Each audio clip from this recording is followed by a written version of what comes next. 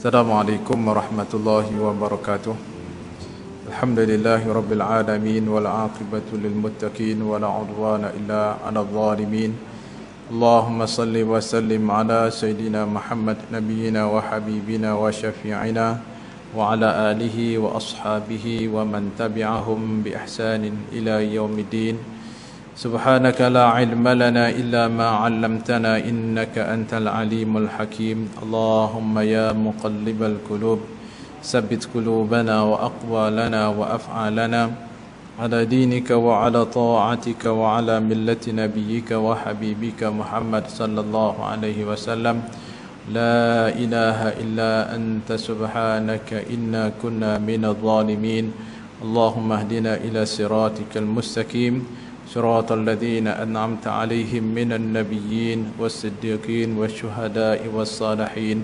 اللهم نور قلوبنا بنور هدايتك كما نورت أرضا بنور شمسك أبدا أبدا برحمتك يا أرحم الراحمين. اللهم فقهنا في الدين وعلمنا التأويل واهدنا إلى صراطك المستقيم.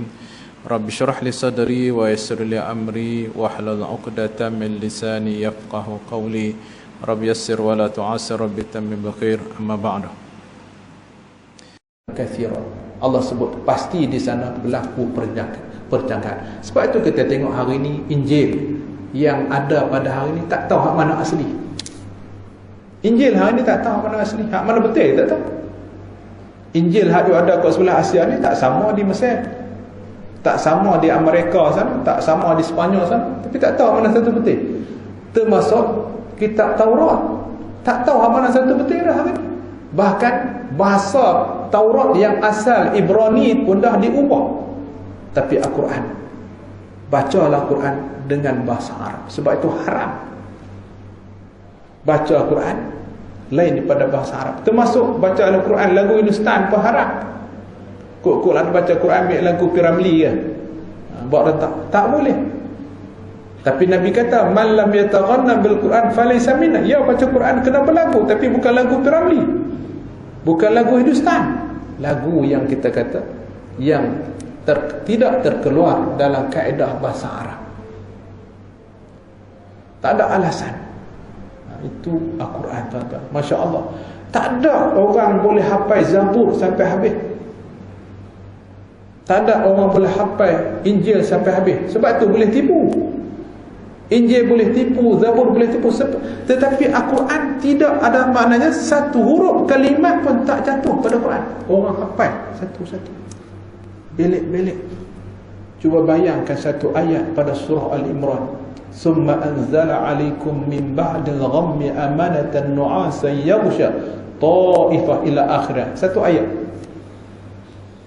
Ulama menampakkan mukjizat. Satu ayat ni ada semua alif, ba, ta sampai ya. Ulama dulu buat kerja apa tu kan? Depa tak makan, tak tidur kan? Kaji Quran. Bahkan depa boleh bilang alif dalam Quran ada berapa. Ba dalam Quran. Ayat summa anzala alaikum ni alif sampai ya semua ada dalam tu. Kita yang punya duk baca, duk tengok lama tak jumpa, tak nampak. Dah mereka tahu. Kalau tak percaya, buat. Anda dah suruh anak-anak murid dah. Sebelum suruh anak buat sendiri. Syekh anak bagi tahu anak ayat ni, anak nak meyakinkan diri nak buat sendiri. Alif ada berapa, ba ada berapa, tak sampai tak pada satu ayat saja. Lepas tu anak suruh anak murid. Dah kita dah ada dah. Tengok macam mana ulama dulu mentadabburkan Al-Quran. Quran tu ialah mukjizat, tuan-tuan. Nabi kata iqra'ul Quran, bacalah kamu Al-Quran, fa innahu ya'ti yaumal qiyamah syafi'an li ashabi. Kerana segala bacaan yang kita baca di dunia akan menjadi penyelamat kita pada hari kiamat. Pada hari yauma la yanfa'u malun wala banun illa man atallaha biqalbin salim. Ni ada depan ni, depan panjang ni. Han nak tolong terang kubur ni Quran. Lepas tu kita duk hadiah Fatihah, duk hadiah Qul Allah. Tapi terang ni Quran akan terang kubur. Tu hak mati. Hak hidup kita duk selalu berdampingan baca Quran, berdampingan Quran, lebih-lebih lagi lah. Nabi sebut begitu. Iqra'ul Quran, baca Quran. Bahkan pada hari kiamat Allah menawarkan satu tawaran yang sangat istimewa. Quran adalah kalam Allah, dan Allah meminta supaya hamba-hamba ni baca Quran di hadapan Allah. Satu penghormatan yang sangat-sangat terhormat. Kepada mana? Ahlul Quran. Hadis daripada Sayyidina Husain, daripada datuknya, itulah Nabi SAW. Apa Nabi sabda? Nabi sebut kepada kita sempena bulan Ramadan ini, dalam syahrul Ramadan alladhi unzila fil Quran, bulan Ramadan, dalam semua bulan Allah pilih bulan Ramadan. Apa keutamaan Quran ini? Nabi sabda, man qara al-Quran fi salah wa huwa qa'im falahu bi kulli harfin mi'atu hasanah. Siapa yang boleh baca Quran dalam keadaan sembahyang. Tadi saya baca surah Waqiah daripada awal sampai habis, satu huruf alif dapat 100. Apa saja bacaan kita Al-Quran dalam sembahyang, alif 100, mim 100, lam, alif lam 100, mim 300 dalam sembahyang. Baca dalam sembahyang. Sembahyang yang mana? Sembahyang yang berdiri. Sebab tu bukalah Quran, baca. Bukalah Quran. Kalau kita tak ingat nak bagi baca banyak, baca. Ni hadis Nabi sebut. Dan Nabi sebut lagi, man salla wa man qara al-Quran fi shalah. Siapa yang baca Quran dalam qa'idan, dalam keadaan duduk, kataballah lahu bi kulli harfin 50 hasanah. Allah akan menulis alif dapat 50, lam 50, mim 50. Tapi baca dalam sembahyang. Sembahyang nak duduk atas kerusi ke, duduk di bawah ke, pergi baca Quran dalam sembahyang dapat 50. Sembahyang duduk. Hak 10 lagu mana? Hak 10 ni kita baca Quran macam tadarus Quran. Pakai duduk tadarus, pakai tengok macam kita baca Yasin, baca surah Kahfi, kita lepas sembahyang baca surah Al-Mulk, itu dapat 1, dapat 10. Satu huruf dapat 10. Dan tak cukup lagi. Dah tak baca, pergi duduk dengar sebelah. Dalam tadarus kawan duduk baca, kita duduk dengar. Lahu hasanah, kita dapat satu pahala. Hak baca dapat 10, hak tukang dengar dapat 1. Jadi tak ada kita kata yang tak dapat pahala. Inilah kita kata bulan Ramadan, bulan Al-Quran. Saya tak erti baca Ustaz. Ya, takkan Fatihah tak erti baca pun. Baca Qul Allah banyak-banyak. Nak baca hak lain tak apa, cekak tak apa main, baca Qul Allah. Bulan Ramadan ni habis, kita kata 2000 Quran, 2000 Qul Allah baca. Satu Qul Allah, 1/3 Quran. 2 Qul Allah, 3 Qul Allah, dapat pahala sebuah Quran. Cuma Yasin dapat 10 kali khatam Quran. Nak pahala. Kita tak mampu nak khatam Quran sehari sekali. Mari nak sembang untuk imam. Bagi anugerah kepada pelajar yang 3 hari khatam Quran. Ramai kan?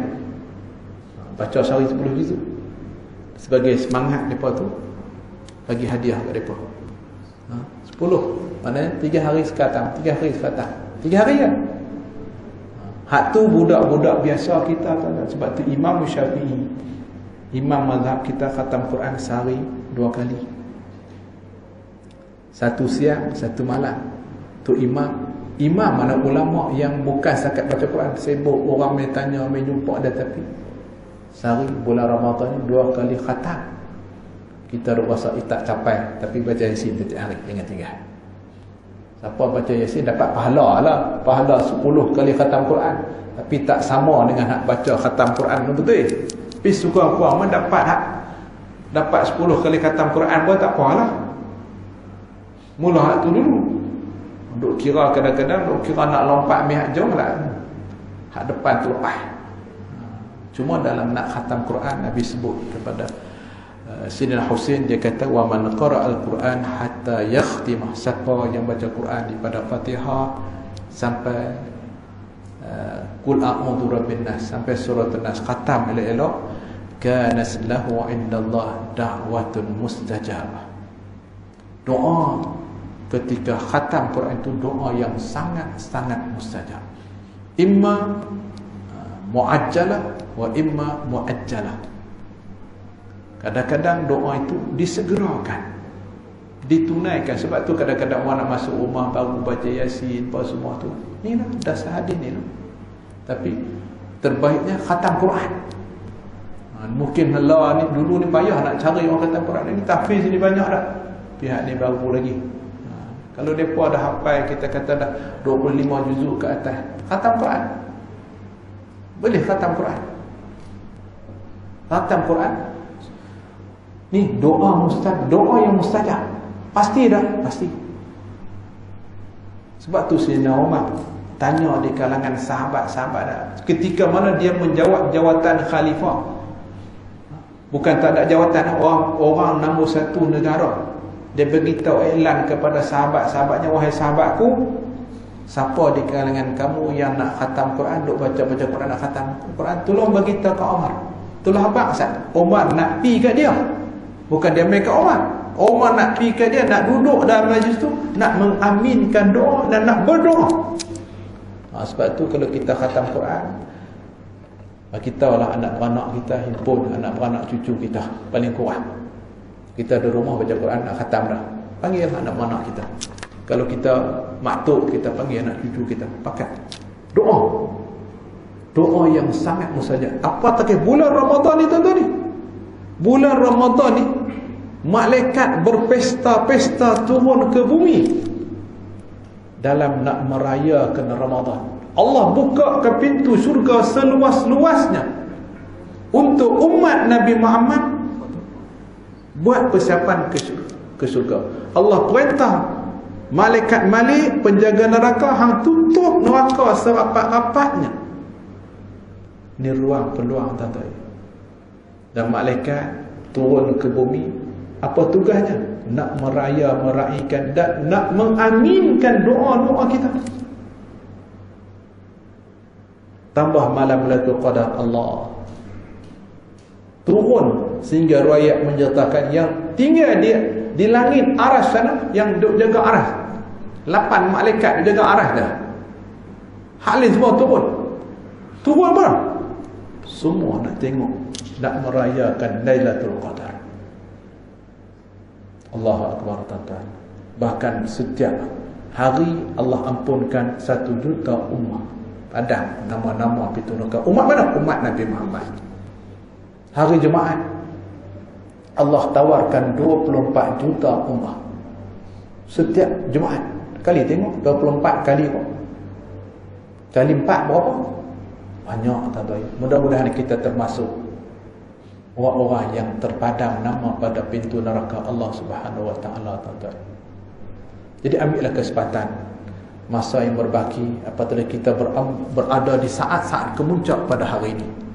Dah masuk kita fasa yang kunut, dah masuk 10 yang akhir dah tuan-tuan.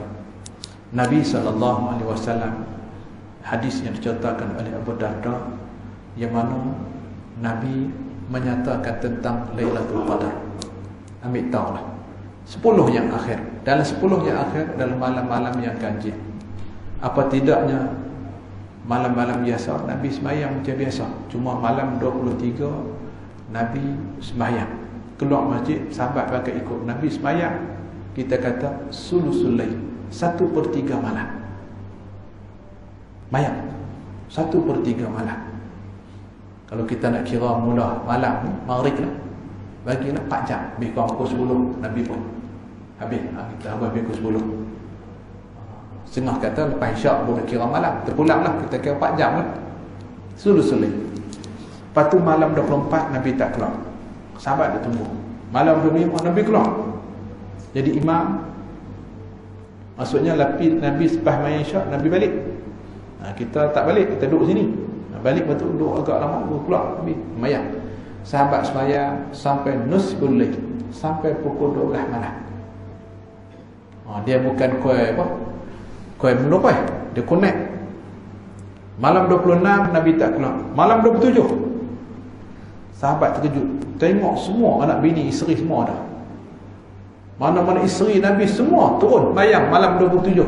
Cucu-cucu semua ada. Bahkan Nabi semayang pada malam tu hampir-hampir, sahabat kata, Abu Darda kata, hampir-hampir kami tak sempat bersahur. Rapat ke semua malam 27. Jadi berdasarkan hadis yang diceritakan ini, kita ambil perhatian malam-malam ganjil ini, supaya kita tidak terlepas. Lailatul Qadr khairun min alf syahr. Siapa mampu buat ibadat sampai 84 tahun penuh, nak sampai umur 88 dan 84 bergayat lah ni. Naik 84 boleh lah, tapi menyanyuk separuh lah. Nak main masjid pun tanya, hang nak siapa, cucu siapa, nak sampai 84 tu. Ni dengan semalam saja kita tunggu malam bermula maghrib sampai subuh. Kan lama mana pun tak. Tidur siang pun tak apa lah.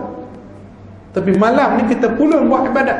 Nak dapat 84 tahun penuh maksimum. Bukan 2-3 jam, penuh dapat pahala ibadat. Kalau orang yang faham betul-betul, dia sanggup berjaga sepanjang malam untuk nak temu. Nak jaga buat apa? Ikut Al-Quran, baca lagi. Malam itu Qadar, lepas tu baca Quran pula, berzikir pula, berselawat pula. Cuma doa yang khusus yang ditanya oleh Ummul Mukminin Sayyidatina Aisyah. Dia kata, kalau saya jumpa malam itu Qadar, baca apa? Allahumma inna nas'aluka ridhaka wal jannah wa na'udzubika min sakhatika wan nar. Sebab tu kita baca di awal Ramadan, kita baca dah. Takut-takut satu malam tu terkena malam tu. Malam Lailatul Qadar. Baca Allahumma inna nas'aluka ridhaka wal jannah wa na'udzubika min sakhatika wan nar. Baca doa ni banyak-banyak. Nak tambah hak lain tak apa, tapi hak ni jangan tinggal. Inilah kita kata Al-Quran terus dijaga pelihara oleh Allah. Jadi dalam kita menyambut nuzul Quran, Quran dijaga pelihara. Nak gambar pada kita apa? Marilah sama-sama kita ambil Quran, kita baca Quran. Marilah sama-sama kita kembali kepada ajaran Quran. Quran dijaga pelihara. Sudah pastilah kita yang kembali kepada ajaran Quran, yang ikut pandu Al-Quran. Ya Allah sebut dzalikal kitab. Inilah kitab, itu Al-Quran. La raiba fihi, yang tidak ada kesangsian, yang tidak ada keraguan. Hudal lil muttaqin, akan memberi petunjuk kepada orang-orang yang beriman, yang takwa itu. Takwa mana? Patuh. Tu mana takwa? Takwa mana? Takut mana? Takut Allah, bukan takut hantu raya. Takut pada Allah. Inilah Quran. Jadi kita nak selamat, ahli keluarga kita nak selamat, anak bini kita nak selamat, negara negeri kita nak selamat, tak dapat tidak kembalilah kepada Al-Quran. Kita hari ini dimuliakan oleh Allah. Ikut Melayu dulu tak tahu nak jadi ke mana tuan-tuan. Tapi hari ini alhamdulillah kita dimuliakan dengan Islam. Kita dimuliakan dengan Al-Quran, tuan-tuan. Nikmat, tuan-tuan. Nikmat. Jadi teruskanlah memburu Lailatul Qadar, teruskanlah perbanyakkanlah membaca Al-Quran bulan Ramadan. Kalau Nabi sendiri khatam Quran pada bulan Ramadan 2 kali. Nabi. Kita pun nak kena usahalah, tuan-tuan. Paling tidak dengar Quran tadi. Dah tak boleh baca banyak, kalau Allah baca sehari 1000 kan, sehari 100 kan, baca tu. Paling baik hadiah sama kat pak mak kita. Sebab apa? Penutup segala amal kita sepanjang Ramadan. Amat malanglah kalau 4 perkara ni ada. Hadis daripada Ibnu Abbas. Apabila segala amal kita yang disebut tadi, malaikat turun ke bumi, dia akan bawa. Nak bawa naik ke langit, dia jumpa di depan Kaabah dulu. Malaikat turun ke bumi, dia turun depan Kaabah, dia tawaf Kaabah, baru dia main Masjid Al-Imsyaq. Nak balik pun dia di situ. Malam akhir Ramadan nak balik, ketika itu Jibril buat pemeriksaan terakhir. Hampau balik daripada Masjid Al-Imsyaq, checkpoint yang terakhir. Kalau lepas part ni, naik bersama-sama dengan apa yang hampa catat tulis. Yang pertama yang menyebabkan segala amal ibadah kita sepanjang Ramadan terhalang untuk diangkat ke langit ialah seorang yang pemabuk. Bulan Ramadan dia berlalok lagi, puasa juga, lepas tu buka puasa berlalok, kita kata. Satu. Yang keduanya, uququl walidain, yang derhaka kepada ibu ayah. Orang yang derhaka pada ibu ayah, main duduk semayang, punya puluh, tapi mak dia, ayah dia tak ambil peduli, tak ambil tahu apa semua. Jadikan makan dia yang sedap. Yang mak duk perangat gulai perangat 3 hari dah duk makan tu. Dia duk fikir ni aku nak makan apa ni. Tak pernah tanya pak nak makan apa, mak nak makan apa. Derhaka dah. Dia kira perut dia. Wal'iyadzubillah. Jadi kita duk pulun sembahyang apa-apa ibadat. Tidak ada nilai di sisi Allah. Sebab redha Allah dengan redha kepada ibu ayah kita. Itu kita dulu buah. Mak ayah dah mati dah. Buatlah kebajikan untuk mereka. Sedekah untuk mereka. Baca Quran untuk mereka. Sebab doa anak-anak kepada ibu bapa sampai tadi. Itulah kita kata sebagai bakti kita kepada ibu ayah. Mereka tak boleh buat apa dah. Kita tolong buat. Tolong hantar pahala kepada mereka. Dan yang ketiganya, orang yang memutuskan hubungan kerabat. Adik-beradik yang ada hubung darah daging. Dua beradik tak bersembang, tak bercakap. Anak menakan dengan mak menakan tak bercakap. Sia-sia. Baik mak menakan, baik anak menakan. Cuma lah ni macam mana kita nak buat? Nak menghubung ke silaturahim.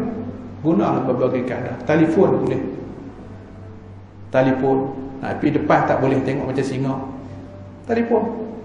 Tak boleh telefon cara bercakap, hantar. Rakam suara. Tak boleh rakam suara. Tulis, hantar WhatsApp pergi. Nak buat macam mana nak hubung? Hantar buat kurma dengan apa? Dengan food panda. Tapi je lah. Ikhtiar usaha. Hak lain apa boleh buat?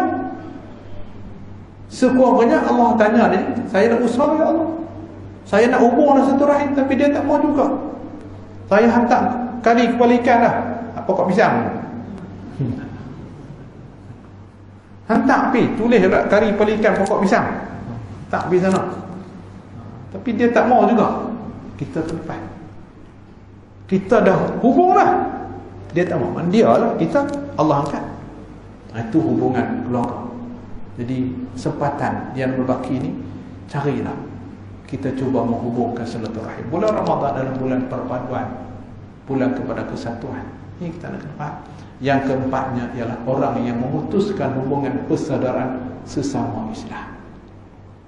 Duduklah satu kampung, duduklah satu taman, duduk satu pejabat, tak tegak cakap hangku. Sia-sia. Sebab surga Allah sangat mahal. Surga Allah sangat indah. Inilah kita kata, apabila kita tengok semua ni adalah perpaduan kepada kesatuan, kepada kebajikan, kepada kebaktian. Inilah Islam. Inilah Islam yang Nabi diturunkan ke bumi untuk membawa rahmat, bukan buat kacau bilau seperti mana apa yang sedang berlaku di Palestin pada hari ini. Kita tengok bagaimana saudara-saudara kita dibunuh kejam dan sebagainya. Sebab apa? Sebab perpecahan di kalangan orang Arab sendiri. Israel tu puak kerat je, tapi puak-puak Arab ni clear aku asabiah. Kita cukuplah. Apa berlaku di Israel itu takkan kita nak bagi berlaku di Malaysia juga. Cukuplah. Fikirlah cari hampa orang Melayu ni, cari perpaduan, cari persamaan, bersatu. Cukup-cukup dah. Hal lepas-lepas ambil iktibar. Hasil kita kata bangsa Arab yang di Asia Barat berpecah, Israel yang kecil bunuh, masuk dalam masjid, bijak. Boleh berlaku di negara kita? Boleh berlaku, tuan-tuan. Apabila orang yang bukan Islam menguasai, dia sanggup buat. Tak jauh mana pun Rohingya, tuan-tuan. Kita buta mata ke pekak telinga ke? Semua tu Allah peringat kepada kita. Allah tegur kepada kita, hampa orang Islam, wa'tasimu bihablillahi jami'an. Pegang balik pada agama Allah. Kita nak padu mana? Kita akan boleh berpadu, boleh bersatu, pakat balik pada Quran. Pakai balik ajaran Nabi.